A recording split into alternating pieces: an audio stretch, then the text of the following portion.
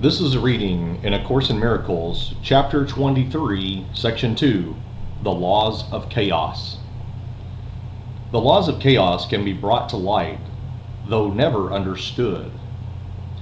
Chaotic laws are hardly meaningful, and therefore out of reason's sphere.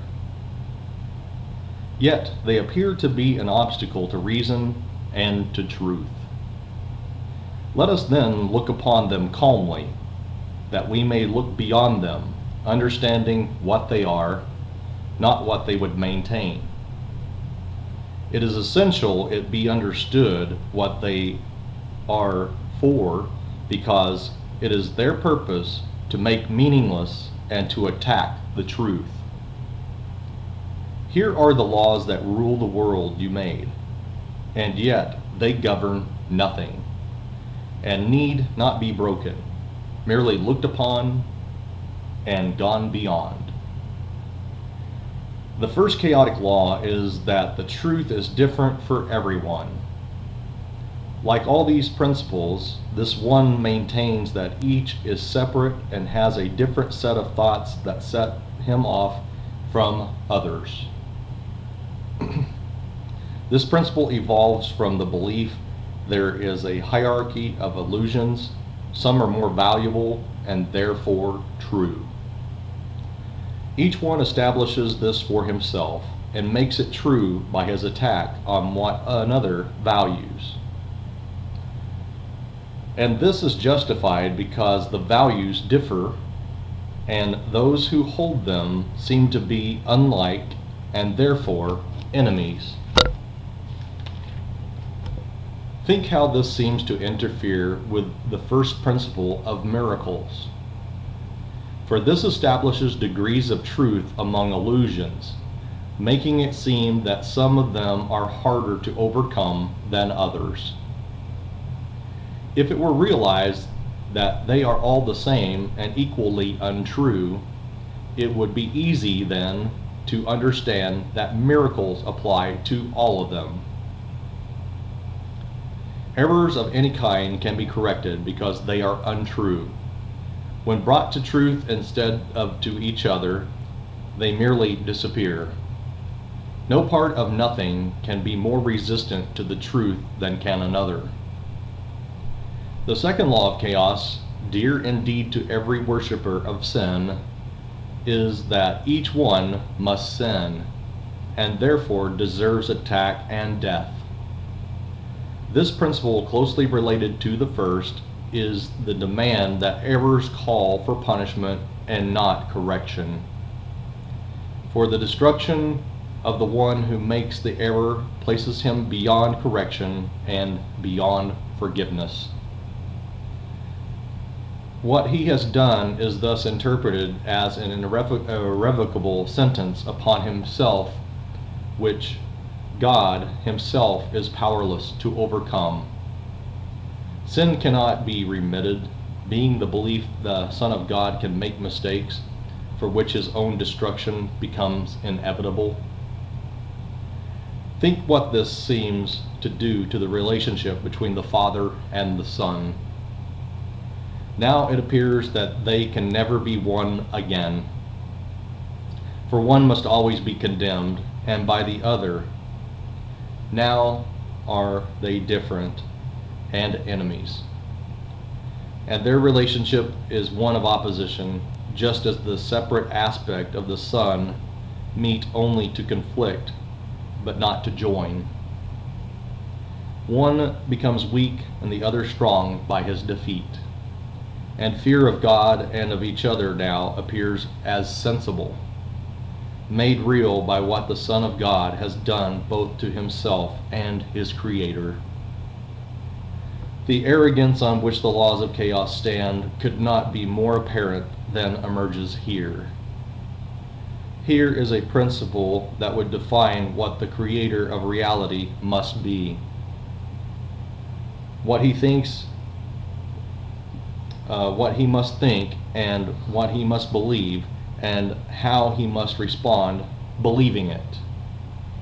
It is not seen as even necessary that he be asked about the truth or what has been established for his belief. His Son can tell him this, and he has but the choice whether to take his word for it or be mistaken. This leads directly to the third preposterous belief that seems to make chaos eternal. For if God cannot be mistaken, he must accept his Son's belief in what he is and hate him for it. See how the fear of God is reinforced by this third principle? Now it becomes impossible to turn to him for help in misery. For now, he has become the enemy who caused it, to whom appeal is useless. Nor can salvation lie within the Son, whose every aspect seems to be at war with him, and justified in its attack. And now is conflict made inevitable, beyond the help of God. For now salvation must remain impossible, because the Savior has become the enemy. There can be no release and no escape. Atonement thus becomes a myth, and vengeance, not forgiveness, is the will of God. For where all this begins, there is no sight of help that can succeed. Only destruction can be the outcome, and God himself seems to be siding with it to overcome his Son. Think not the ego will enable you to find escape from what it wants. That is the function of this course, which does not value what the ego cherishes. The ego values only what it takes. This leads to the fourth law of chaos, which, if the others are accepted, must be true. This seeming law is the belief you have what you have taken. By this, another's loss becomes your gain, and thus it fails to recognize that you can never take away saved from yourself. Yet all the other laws must lead to this. For enemies do not give willingly to one another, nor would they seek to share the things they value. And what your enemies would keep from you must be worth having, because they keep it hidden from your sight. All of the mechanisms of madness are seen emerging here. The enemy made strong by keeping hidden the valuable inheritance that should be yours, your justified position, an attack for what has been withheld, and the inevitable loss the enemy must suffer to save yourself. Thus do the guilty ones protest their innocence. Were they not forced into this foul attack by the unscrupulous behavior of the enemy, they would respond with only kindness. But in a savage world, the kind cannot survive, so they must take or else be taken from. And now there is a vague, unanswered question, not yet explained. What is this precious thing, this priceless pearl, this hidden secret treasure, to be wrestled in righteous wrath from this most treacherous and cunning enemy? And it must be what you want, but never found. And now you understand the reason why you found it not.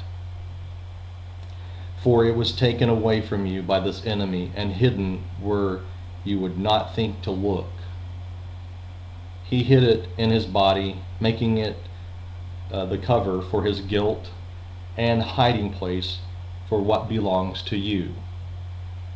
Now must his body be destroyed and sacrificed.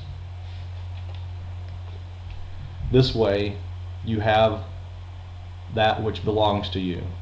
His treachery demands his death that you may live, and you attack only in self-defense.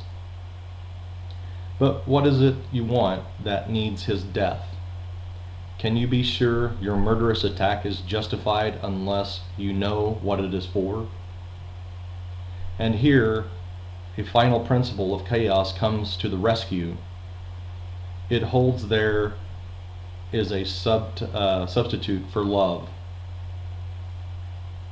This is the magic that will cure all of your pain, the missing factor in your madness that makes it sane. This is the reason why you must attack. Here is what makes your vengeance justified. Behold, unveiled, the ego's secret gift, torn from your brother's body, hidden there in malice and in hatred for the one to whom the gift belongs. He would deprive you of the secret ingredient that would give meaning to your life.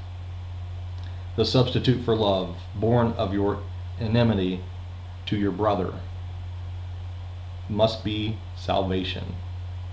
It has no substitute, and there is only one. And all your relationships have but the purpose of seizing it and making it your own. Never is your possession made complete, and never will your brother cease his attack on you for what you stole. Nor will God end his vengeance upon both, for in his madness he must have had the substitute for love and kill you both. You who believe you walk in sanity with feet on solid ground, and through a world where meaning can be found, consider this. These are the laws on which your sanity appears to rest. These are the principles which make the ground beneath you, your feet, seem solid. And it is here you are looking for meaning. There are the laws you made for your salvation.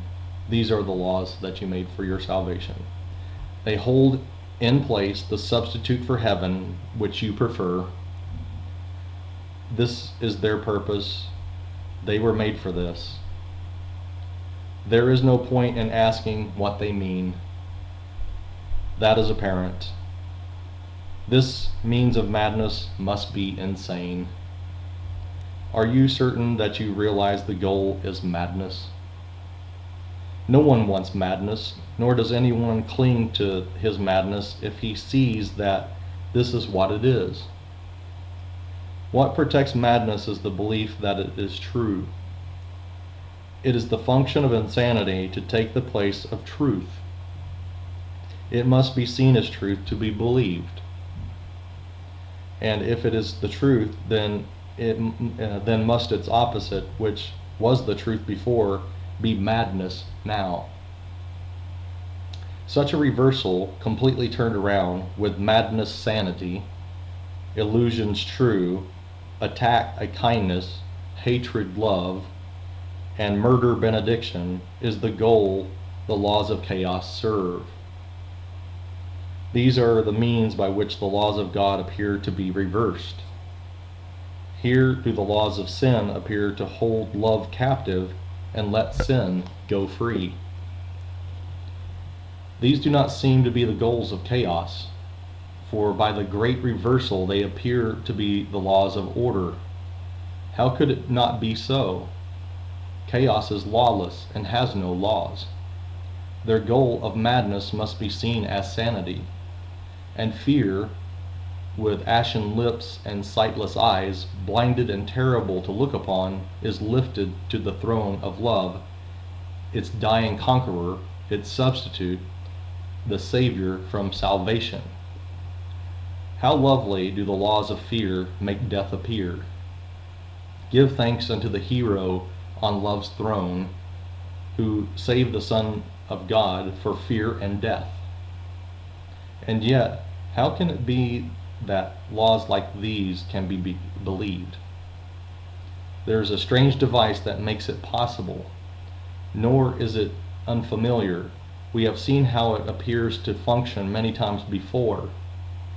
In truth, it does not function, yet in dreams, where only shadows play the major roles, it seems most powerful. No law of chaos could compel belief but for the emphasis on form and disregard of content.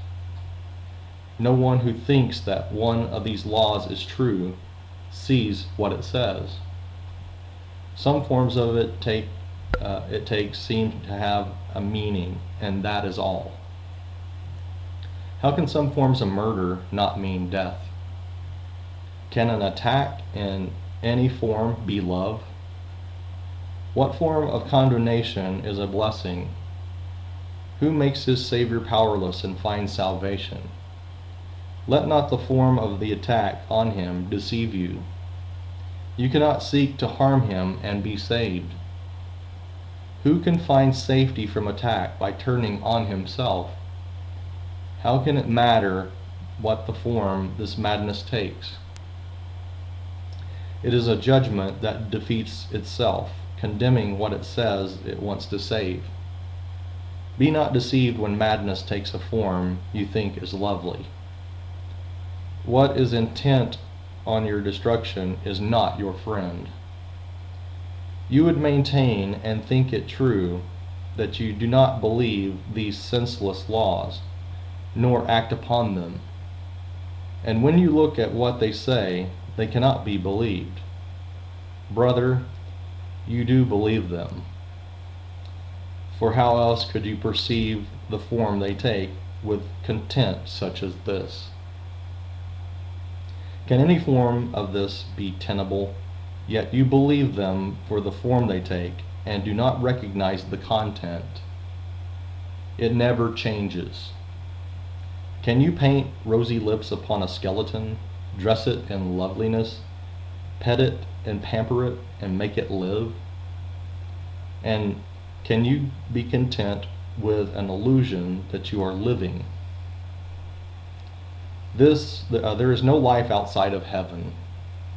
Where God created life, there life must be. In any state apart from heaven, life is an illusion. At best it seems like life, at worst like death.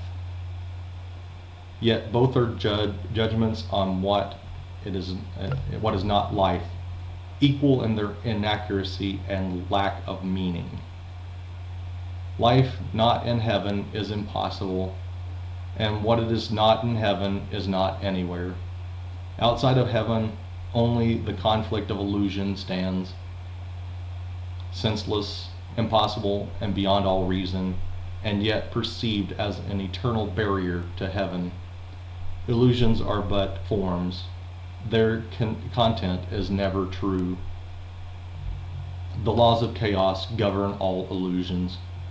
Their forms conflict, making it seem quite possible to value some above the others.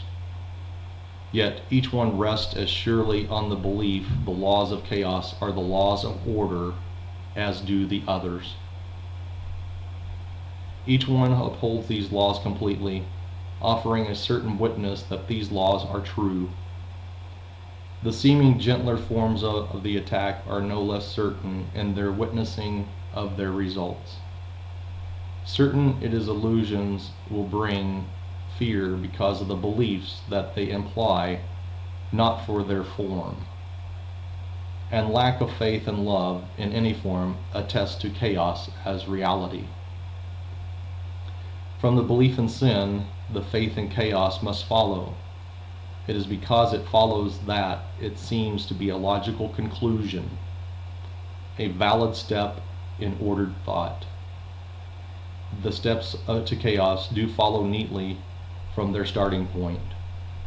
Each is a different form in the progression of truth's reversal, leading still deeper into terror and away from truth. Think not one step is smaller than another, nor that return from one is easier. The whole descent from heaven lies in each one, and where your thinking starts, there must it end. Brother, take not one step in the descent to hell, for having taken one, you will not recognize the rest for what they are, and they will follow. Attack in any form has placed your foot upon the twisted stairway that leads from heaven. Yet, in any instant, it is possible to have all this undone. How can you know whether you choose the stairs to heaven or the way to hell? Quite easily. How do you feel? Is peace in your awareness? Are you certain which way to go? Are you sure the goal of heaven can be reached? If not, you walk alone. Ask then your friend to join with you and give you certainty of where you go. That is the end of the reading of A Course in Miracles, Chapter 23, Section 2.